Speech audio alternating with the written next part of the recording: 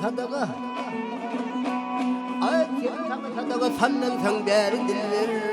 yumsun kubul kurung kumanam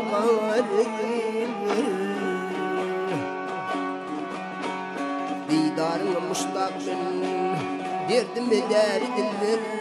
təleyinin nuvulu paslı bakar dillir temir açılan nuvul men xaridarım dillir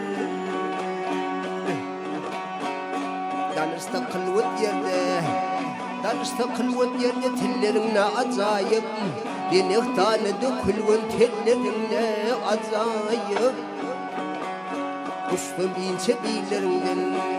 bilerimle acayip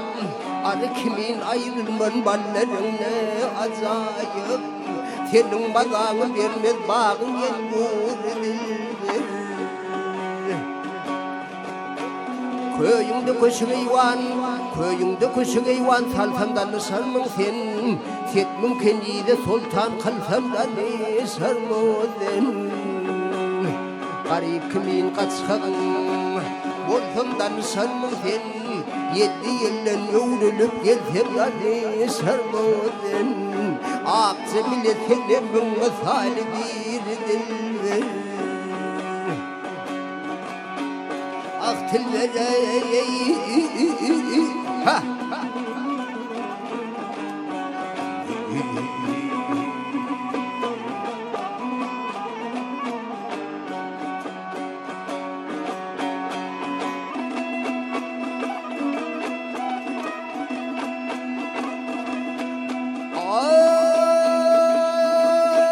aşıkların adeti ay oyun bilen bağlıdır ay kökine yetseler ay kereş meyunedir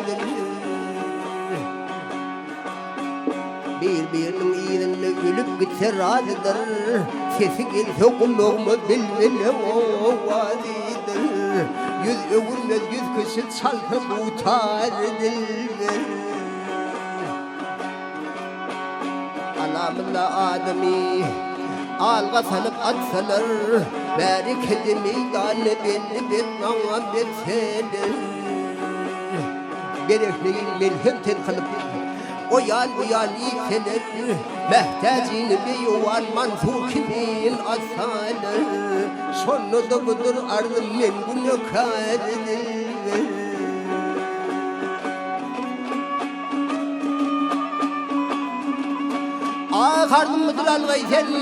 Ağardım mıdır algaysen men bunu karedir